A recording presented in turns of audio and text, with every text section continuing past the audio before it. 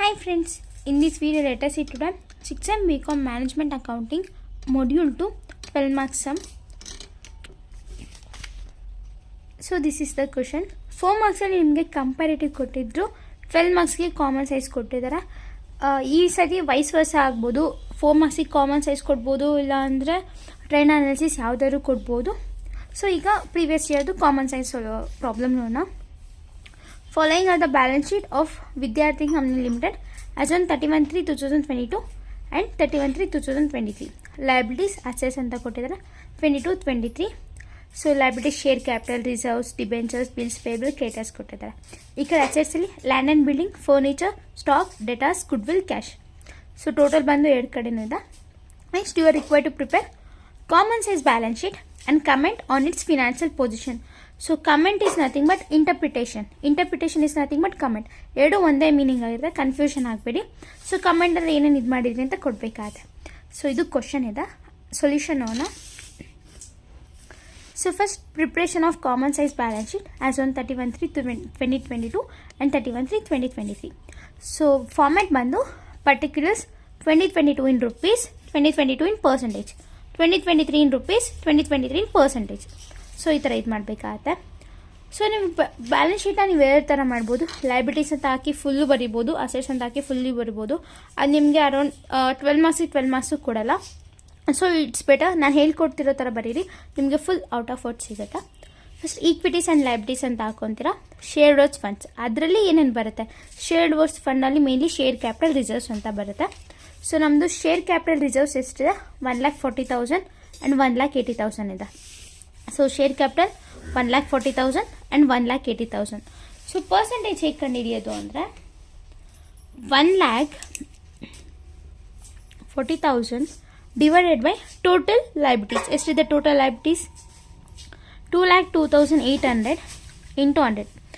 So ಇದು amount ಆಗಿರುತ್ತೆ particular, ಈಗ ಒಂದು ಪರ್ಟಿಕ್ಯುಲರ್ ಎಂಟ್ರಿ ಇದು. ನೆಕ್ಸ್ಟ್ ಟೋಟಲ್ ಲೈಬಿಲಿಟೀಸ್ ಇಂಟು 100 ಮಾಡ್ತೀರಾ, ಆವಾಗ 69.03% ಬರುತ್ತೆ. ಸೇಮ್ ಆ್ಯಸ್ ಇಟ್ ಈಸ್ ಇದಕ್ಕೂ ಅಷ್ಟೇ, 1,80,000 ಡಿವೈಡೆಡ್ ಬೈ 2,32,180 ಇಂಟು 100. ಇಷ್ಟು ಮಾಡಿದ್ರೆ 77.53% ಸಿಗುತ್ತೆ. ಸೊ ನೆಕ್ಸ್ಟ್ ರಿಸರ್ವ್ಸ್ ಎಷ್ಟಿದೆ, 12,000. Same as it is 12,000 divided by 2,02,800 into 100 ಮಾಡಿದ್ರೆ 5.92%. ಸೊ ನೆಕ್ಸ್ಟು ರಿಸರ್ವ್ಸ್ 23ದು 1,80,000 ಇದೆ. 1,80,000 ಡಿವೈಡೆಡ್ ಬೈ 2,32,180 ಇಂಟು 100 ಮಾಡಿದ್ರೆ 7.75% ಸಿಗುತ್ತೆ. ನೆಕ್ಸ್ಟ್ ನಾನ್ ಕರೆಂಟ್ ಲೈಬಿಲಿಟೀಸಲ್ಲಿ ಮೇನ್ಲಿ ಡಿಬೆಂಚರ್ಸ್ ಬರುತ್ತೆ. ಸೊ ಅದು 20,000 ಇದೆ. 20,000 ಡಿವೈಡೆಡ್ ಬೈ 2,02,800 ಇಂಟು 100 ಮಾಡಿದ್ರೆ 9.86. ಸೇಮ್ ಆ್ಯಸ್ ಇಟ್ ಈಸ್ ಎಲ್ಲದು ಮಾಡ್ಕೊಂಡು ಹೋಗ್ತೀರಾ. Next current liabilities, bills payable, creditors ಇದೆ. ನೆಕ್ಸ್ಟ್ ಟೋಟಲ್ ಲೈಬಿಲಿಟೀಸ್ ಬಂದು ನೀವು ಫಸ್ಟೇ ಬರ್ಕೊಂಡಿರ್ತೀರ, ಕ್ವಶನಲ್ಲಿದೆ ನೋಡಿ, liabilities amount and assets amount ಇದನ್ನ ಹಾಕ್ಕೊಂಡಿರ್ತೀರ ಲಾಸ್ಟಲ್ಲಿ. ಸೊ ಅದಕ್ಕೆ ಪರ್ಸೆಂಟೇಜ್ ಕಂಡಿಟ್ಕೊತೀರ. ಸೊ ಲಾಸ್ಟಲ್ಲಿ ಇದಿಷ್ಟು ಕೌಂಟ್ ಮಾಡಿದ್ರೆ ನಮ್ಗೆ 100% ಬರಬೇಕಾಗತ್ತೆ. ಸಮ್ಟೈಮ್ಸ್ 99.9 ಆ ಥರ ಅದಾದರೂ ನೀವು 100% ಅಂತಲೇ ಕನ್ಸಿಡರ್ ಮಾಡ್ಕೊಬೋದು. ಸೊ ಅದು ಹೇಗೆ ಕ್ಯಾಲ್ಕುಲೇಟ್ ಮಾಡಿ ಹೇಳಿದ್ರೆ, ಈಗ bills payable 10,000 divided by 2,02,800 into 100 ಮಾಡಿದ್ರೆ ನಮಗೆ ಪರ್ಸೆಂಟೇಜ್ ಗೊತ್ತಾಗುತ್ತೆ. ಸೊ ಈ ಥರ ನೀವೊಂದು ಬ್ಯಾಲೆನ್ಸ್ ಶೀಟ್ನ ಮಾಡಬೇಕಾಗತ್ತೆ liabilities related. So shareholders fund, non current liabilities ಈ ಥರ ಮಾಡಿದ್ರೆ ನಿಮ್ಗೆ ಆಲ್ಮೋಸ್ಟ್ ಆಲ್ ಇಲ್ಲೇ ಒಂದು 4 ಮಾರ್ಕ್ಸ್ ಸಿಗುತ್ತೆ. So next assets part. Assets ಬಂದು mainly non current assets current assets ಅಂತ ಇದಾಗುತ್ತೆ. ನಾನ್ ಕರೆಂಟ್ ಅಸೆಟ್ಸಲ್ಲಿ ಮೇನ್ಲಿ ಫಿಕ್ಸ್ಡ್ ಅಸೆಟ್ಸ್, ಅದರಲ್ಲಿ tangible assets and intangible assets. Tangible assets ಅಂದರೆ land and building which can't we move. Intangible ಅಂದರೆ ನಾವು move ಮಾಡ್ಬೋದು, which can we feel ಮಾಡೋಕ್ಕಾಗಲ್ಲ ಅದನ್ನ. Tangible assets which can we feel, intangible which cannot be feel. Tangible ಅಸೆಟ್ಸಲ್ಲಿ land and buildings, furniture ಬರುತ್ತೆ. So amount 1,24,000 divided by 1,24,000 divided by total amount of assets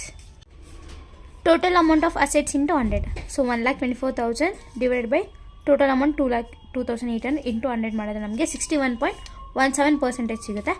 ಅದೇ amount next 23ದು 1,38,000 same as it is. Furniture ಸಹ tangible assets. Intangible ಅಸೆಟ್ಸಲ್ಲಿ goodwill ಬರುತ್ತೆ, ಅದು 4,000 divided by same as it is ಮಾಡ್ತೀರಾ. Current assets, debtors and cash. So ಈ ಥರ follow up ಮಾಡಬೇಕಾಗುತ್ತೆ. ಸೊ ಲಾಸ್ಟಲ್ಲಿ 100% ಮಾಡ್ತೀರಾ. ನೆಕ್ಸ್ಟ್ ಲಾಸ್ಟಲ್ಲಿ ಕಮೆಂಟ್ ಅಂತ ಕೊಟ್ಟಿದ್ದಾರೆ. Comment is nothing but interpretation. Previous 4 ಮಾರ್ಕ್ಸಲ್ಲಿ ಎಕ್ಸ್ಪ್ಲೇನ್ ಮಾಡಿದ್ದೀನಲ್ಲ ಅದೇ ಥರ. So share capital increase significantly from 69.0 to 77 indicates increase equity financing. So 69 ಇದ್ದಿತ್ತು, ನೆಕ್ಸ್ಟ್ ಇಯರ್ಗೆ 77 ಇನ್ಕ್ರೀಸ್ ಆಗಿದೆ ಅಂತ ಹೇಳ್ತೀರಾ. Next reserves improved growth in reserves from 5.92 to 7.75 suggest retain earnings were added. So ಇಲ್ಲಿ 22 ಅಲ್ಲಿ 5.92 ಇತ್ತು, 23 7.75% ಆಗಿದೆ ಅಂತ. Next land and building remains the largest component. So ಅಸೆಟ್ಸಲ್ಲಿ land and building largest component ಆಗಿರುತ್ತೆ, ಆಸ್ ಇಟ್ ಈಸ್ 61.17% ಇರೋದ್ರಿಂದ. Next debenture are debtors as a percentage slightly dropped, cash also dropped. Debenture is nothing but debtors, ಅದು slightly drop ಆಗಿದೆ, like 14.79% ಆಗಿದೆ. And goodwill ಸಹ drop ಆಗಿದೆ 1.97 ಇದಕ್ಕೆ. So ಅದು cash ಸಹ 0.39 0.43 ಡ್ರಾಪ್ ಆಗಿದೆ. ಸೊ ನೆಕ್ಸ್ಟ್ ಕನ್ಕ್ಲೂಷನ್ ಏನು ಕೊಡ್ತೀರಾ?